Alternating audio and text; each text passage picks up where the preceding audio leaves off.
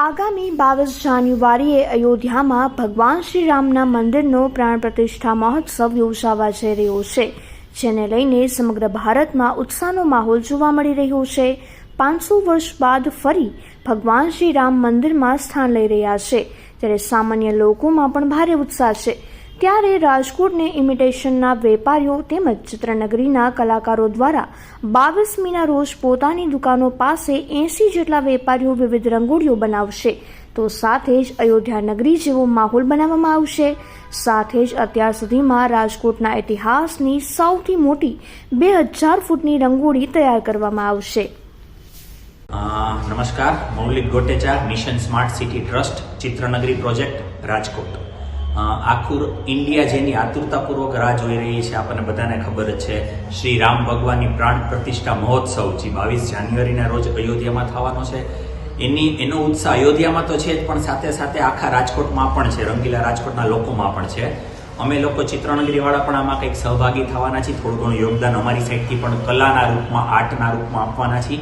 એમાં મુખ્યત્વે total 3 project અમે લોકોએ લીધા છે. એકની વાત કરું તો જે રાજકોટના અલગ અલગ વિસ્તારમાં આવેલા મંદિરો, કુલ 56 મંદિરો, એમાં 56 રંગોળી મોટી સાઇઝની કલાકારો ચિત્રનગરીના કરવાના છે. નિસ્વાર્થ ભાવે કરવાના છે, કોઈ ચાર્જ નથી લેવાના. કલર પણ કલાકારો પોતે જ લઈ આવવાના છે.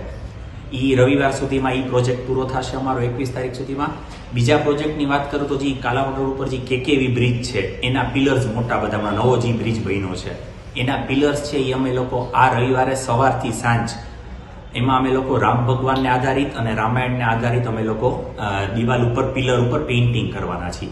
આ પ્રોજેક્ટની એક ખાસ વાત તમને કહું તો અમે લોકો જે 25 કલાકારો છીએ અને 10 કમિટી મેમ્બર છીએ, બધા અમે લોકો એક સરખા ભગવા કપડાં પહેરી, ગળામાં શ્રીરામ ભગવાનની ખેસ પહેરી, કપાળમાં તિલક કરી, એક સાથે 35 જણા એક જેવા જ ભગવા કપડાં પહેરી અને દિવાલમાં ચિત્રો કરવાના છીએ અમે લોકો. અને સાંજે પૂજા હોબી સેન્ટરના અલગ અલગ 6 થી 7 વિદ્યાર્થીઓ રામ ભગવાન ને અલગ અલગ જે રામાયણના પાત્રો છે બધા, એના વેશભૂષા ધારણ કરી અને વાતાવરણ આખું સરસ બનાવવાના છે. ત્રીજા પ્રોજેક્ટની આપણે વાત કરું તો જે ઇમિટેશનનું હોલસેલનું માર્કેટ છે સંતકબીર રોડ ઉપર, એ એસોસિએશન બધાએ નક્કી કર્યું છે કે આપણે લોકો 22 તારીખે જે દિવસે આ પ્રાણ પ્રતિષ્ઠા મહોત્સવ છે ત્યારે જ 80 કલાકારો ચિત્રનગરીના રોડ ઉપર જ રંગોળી કરશે. અને એક રંગોળી અજંતા ગ્રુપવાળા છે, એ લોકો 2000 ફૂટની, જે રાજકોટમાં હજી સુધી નથી બની, 2000 ફૂટની એક રંગોળી છે, એ આખી બનવા જઈ રહી છે. 100-150 દુકાનો છે સંતકબીર રોડની ઇમિટેશન માર્કેટની, આખી રોશનીથી અત્યારથી જ શણગારવામાં આવી છે. એ દિવસે બધાને પ્રસાદ આપવામાં આવશે, આખો માહોલ મ્યુઝિકનો હશે, રંગોળી થતી હશે અને બધી રીતે રાજકોટવાસીઓ પણ પૂરેપૂરા તૈયાર જ છે રામ ભગવાનની પ્રાણ પ્રતિષ્ઠાને આવકારવા માટે.